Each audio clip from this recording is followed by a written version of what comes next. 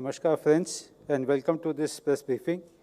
As you are aware, the Cabinet and the CCA met this morning to brief you on the decisions taken in the meeting we have with us, the Honorable Minister for Information and Broadcasting, Environment, Forests and Climate Change, and Heavy Industries and Public Enterprises, Shri Prakash Javadekar ji, the Minister of State Independent Charge for Ministry for Ports, Shipping and Waterways, and Minister of State for Chemicals and Fertilizers, Shri Mansukh Mandaviya ji. After the briefing, we shall take some questions. Over to Honorable Minister, sir. सबको नमस्कार।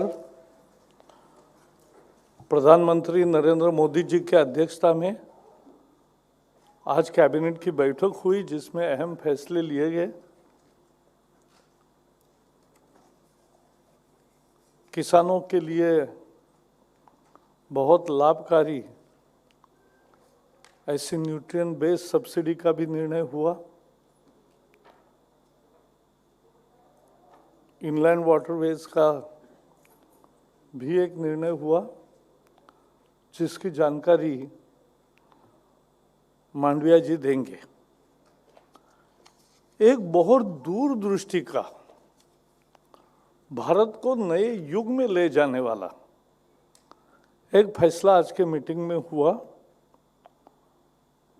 वो deep ocean mission,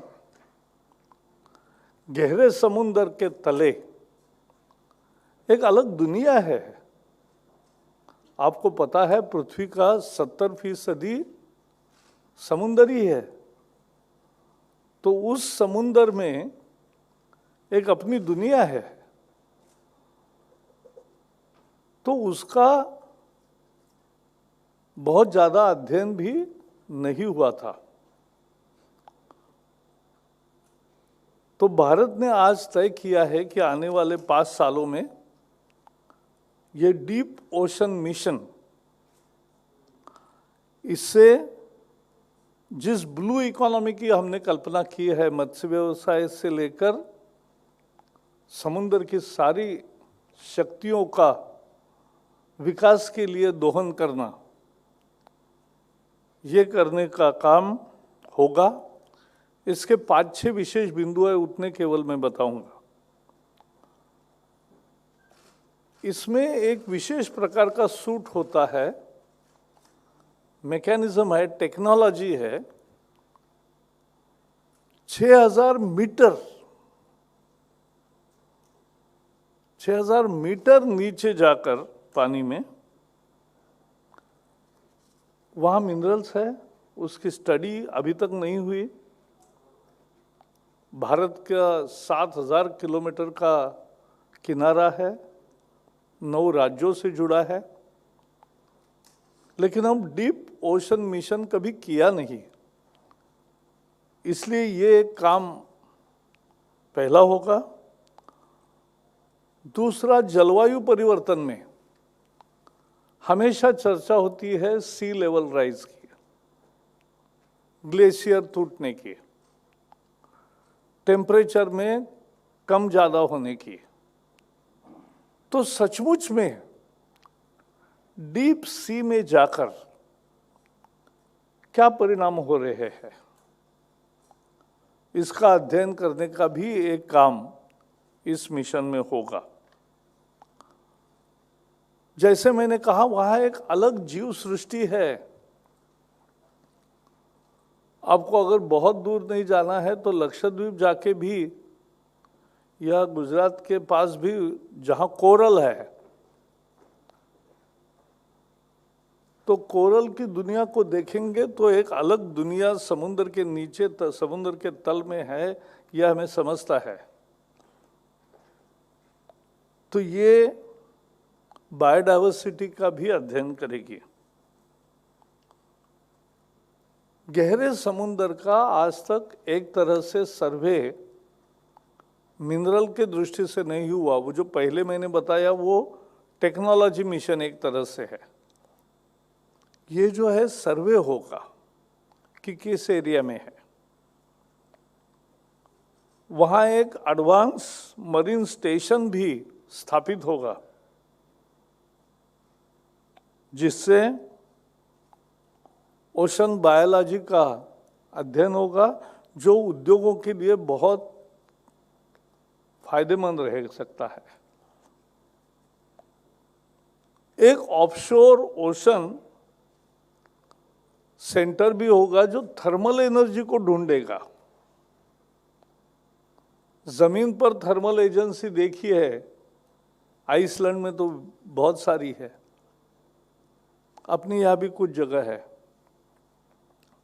लेकिन समुंदर में ये काम अभी तक नहीं हुआ था, वो भी होगा। लेकिन जैसे मैंने कहा, दुनिया के केवल 5 देशों में ये कैपेसिटी है, कैपेबिलिटीज है, टेक्नोलॉजी है। अमेरिका, रशिया, फ्रांस, जापान और चाइना। और इसकी जो टेक्नोलॉजी है वो खुले तौर पर बाजार में नहीं मिलती, तो इसलिए ये खुद को ही डेवलप करना भी पड़ता है। तो एक तरह से आत्मनिर्भर भारत का भी एक आविष्कार है। एमएसएमई और स्टार्टअप को बहुत सारे अपॉर्चुनिटीज है, और इसलिए ये मिशन भारत को नए युग में ले जाने वाला, शोध के दुनिया में ऐसा है। Friends, today Cabinet approved Deep Ocean Mission. This will support blue economy. The main features of that are mineral study, 6,000 meters deep in sea. The changes, if any, to be noticed because of climate change, to study more deep sea biodiversity. There will be deep sea ocean survey. There will be advanced marine station for ocean biology. And there will also be offshore ocean thermal energy part of mission. So this all will help new emerging sectors in startups, because this technology is not available in market. It's with limited 5 countries: US, Russia, France, Japan, China. India will be now 6th country to have it. And so there is good opportunity for our own small industries and research. And more importantly, this is also our travel in the vision of Atmanirbhar Bharat. That's all from my side. Over to Mansukh Mandviya.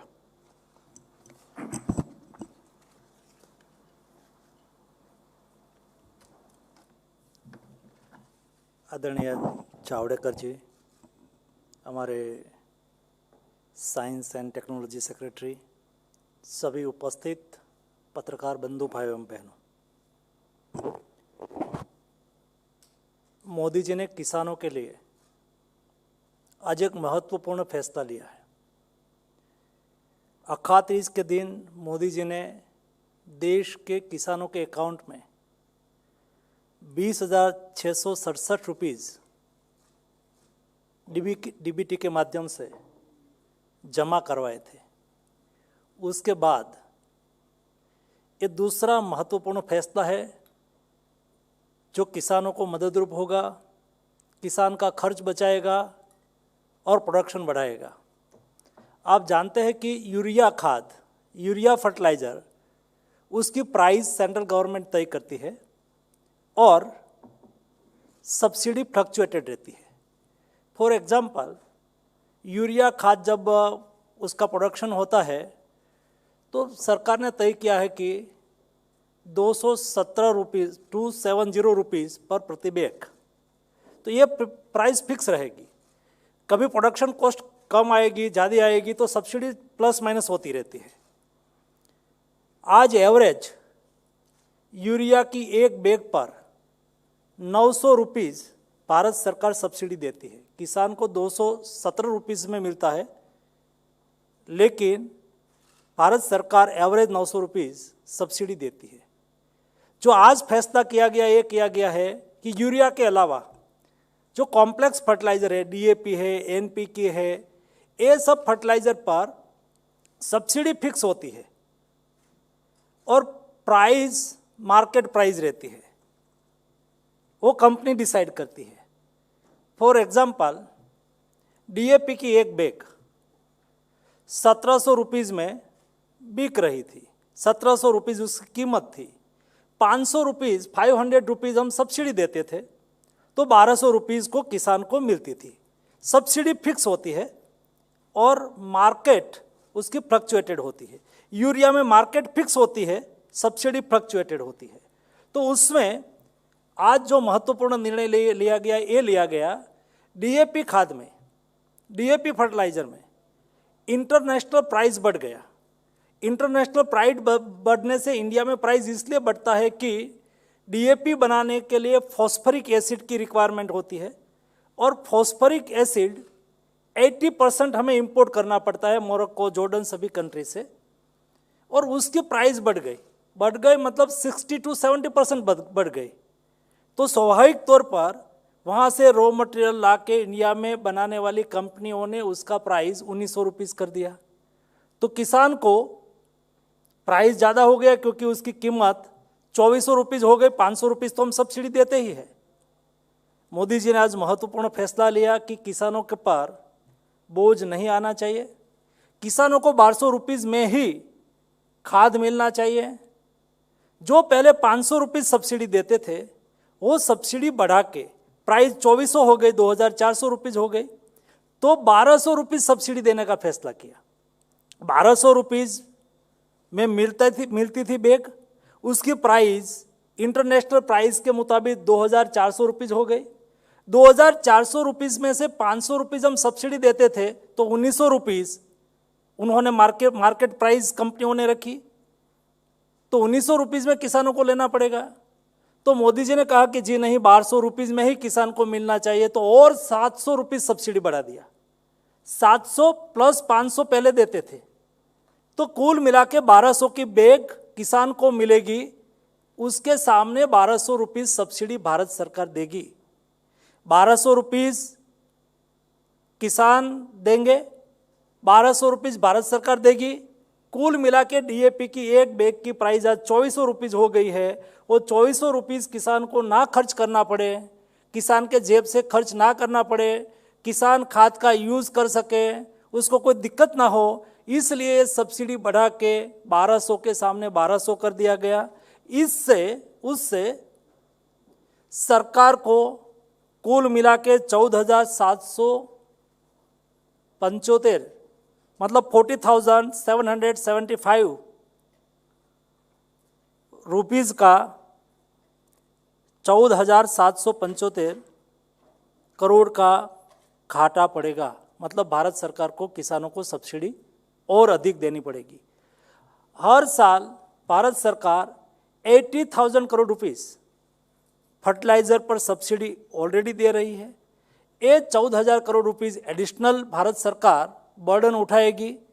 किसान को कोई दिक्कत ना हो, किसान को खाद ज़्यादा कीमत से खरीदना ना पड़े, इसलिए एक ही साथ में इतनी ज़्यादा सब्सिडी बढ़ाई हो, ऐसा ये पहला घटनाक्रम है जिसमें एक साथ में सब्सिडी में इतनी बढ़ोतरी की गई हो। एक महत्वपूर्ण फैसले से किसान को फायदा होगा, किसान को ज़्यादा खर्च नहीं करना पड़ेगा, किसान को रेगुलर डीएपी खाद मिलता रहेगा और किसान के हित में महत्वपूर्ण निर्णय आज लिया गया है। दूसरा, आज एक निर्णय कैबिनेट ने जो लिया है वो मेरी port shipping and waterways ministry का है। Port shipping and waterways ministry के माध्यम से आज एक बिल को पार्लियामेंट में ले जाने की अनुमति कैबिनेट को दी गई है। वो बिल है inland vessel bill. Inland vessel bill यानी कि नदी है, उसमें जो वेसल चलता है, शिप चलता है, उसके लिए उसका रेगुलेशन, उसका सिस्टम, उसको ठीक करने के लिए बिल लाया गया है। दो तरह से, जैसा आरटीओ में हमारा व्हीकल का रजिस्ट्रेशन होता है, ऐसे ही शिप का भी रजिस्ट्रेशन होता है, और दो तरीके से होता है। एक इंडियन मर्चेंट शिपिंग एक्ट है, जो बड़े शिप है, डीप सी में जाते हैं, विदेश में जाते हैं, उसका registration Indian merchant shipping act के अंतर्गत होता है। लेकिन नदी में फरने वाले वेसल कोस्टल पर 5 किलोमीटर के समुद्र तट के एरिया में घूमने वाले वेसल छोटे वेसल्स होते हैं, उसको बार्जेज भी बोलते हैं, छोटे मोटे वेसल्स, उसका बहुत बड़ा कारोबार होता है, और वो इंडियन वेसल एक्ट के अंतर्गत रजिस्टर होता है। 1917 में मतलब 104 साल पहले एक बना था, पुराना था। उस वक्त कार्गो की भी एक पेटेंट थी। उस वक्त आज के दिन में जो एलपीजी गैस कार्गो हो, तेल का कार्गो हो, कंटेनर कार्गो हो, ऐसा कोई कार्गो नहीं था। उस वक्त ये एक्ट बना था। सभी स्टेट के अपने अपने रूल्स रेगुलेशन थे, उसमें बहुत दिक्कत आती थी, और एक स्टेट से दूसरे स्टेट में छोटा बार्जिस को जाना है तो दोनों स्टेट से उसकी मंजूरी लेनी पड़ती थी। ईज ऑफ डूइंग बिजनेस हो, आसानी से वेसल्स एक स्टेट से दूसरे स्टेट में जा सके, आसानी से वेसल्स के कॉमन डिज़ाइन हो, उसके एनवायरमेंटल, सेफ्टी, सिक्योरिटी सभी वेसल्स का समान हो। आज देश में इनलैंड वाटरवेज पर मोदी जी ने जो भार दिया, नदी जल परिवहन आज़ादी के पहले वो सबसे बड़ा ट्रांसपोर्टेशन का माध्यम था, फिर से उसको जागरूक किया गया है। आप देख सकते हो वाराणसी से हल्दिया 1600 किलोमीटर इनलैंड वाटरवेज आज ऑपरेशनल हो चुका है। वहाँ से 200 किलोमीटर सुंदरवन, सुंदरवन से सीधा बांग्लादेश में ब्रह्मपुत्रा रिवर, ये ब्रह्मपुत्रा रिवर पर 800 किलोमीटर प्रोटोकॉल रूट के रूप में भारत सरकार ने 80% खर्च बांग्लादेश गवर्नमेंट को दिया और उसको भी ऑपरेशनल किया। आसाम में बांग्लादेश से आसाम, आसाम में धुबरी से सदिया दूसरा 900 किलोमीटर, कुल मिला के 4000 किलोमीटर इनलैंड वाटरवेज ऑपरेशनल हो चुका है। जैसे इस समांतर व्यवस्था खड़ी करना बहुत आवश्यक होता है। वाटरवेज तो हमने डेवलप कर दिया, लेकिन ये वाटरवेज में चलने वाले जहाज, ये वाटरवेज में चलने वाले वेसल्स, उसकी सिक्योरिटी, उसकी सेफ्टी, उसका रजिस्ट्रेशन, उसकी सारी व्यवस्थाएं अच्छी तरह से स्मूथ चले, इसके लिए inland waterways act, IV act को आज कैबिनेट ने पारित किया है। वो पार्लियामेंट में लाया जाएगा और पार्लियामेंट की अनुमति के बाद उसका इम्प्लीमेंटेशन किया जाएगा। ऐसा दो डिसीजन फर्टिलाइजर मिनिस्ट्री और port shipping and waterways ministry की ओर से लिया गया है। We'll take some questions now.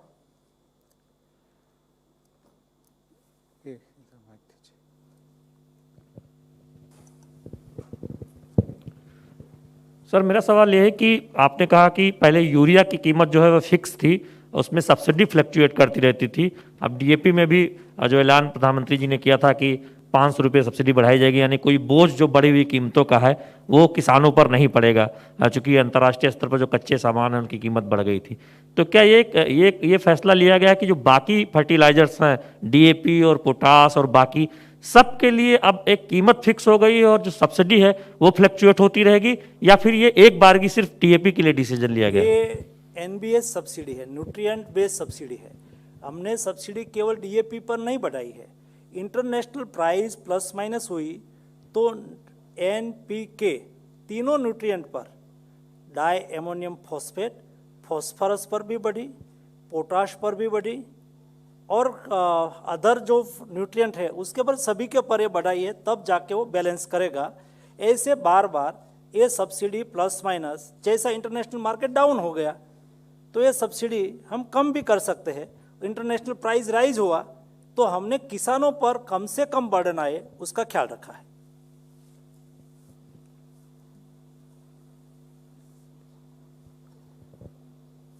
नमस्कार जावड़ेकर जी, मेरा सवाल आपसे है सर। सूचना प्रसारण मंत्री भी हैं आप, और हम ट्विटर विवाद देख रहे हैं। एफआईआर भी दर्ज हुई है आईटी कानूनों का पालन न करने को लेकर। इस विवाद को आपका मंत्रालय कैसे देखता है? ऐसा है, अभी जो मूल मुद्दा चल रहा है ट्विटर के बारे में, वो रविशंकर प्रसाद जी के दायरे में आता है। तो वो जो है, और वो अभी आप भी जाइए, आपको स्पेशल इंटरव्यू भी देंगे। तो वो कर रहे हैं क्योंकि लोगों को सही भूमिका पता चलना चाहिए। हम डिजिटल मीडिया को देखते हैं, और हम जो डिजिटल प्रिंट हो या इलेक्ट्रॉनिक हो, तो उसी को हम देखते हैं। तो उसके बारे में अभी विवाद की स्थिति नहीं है।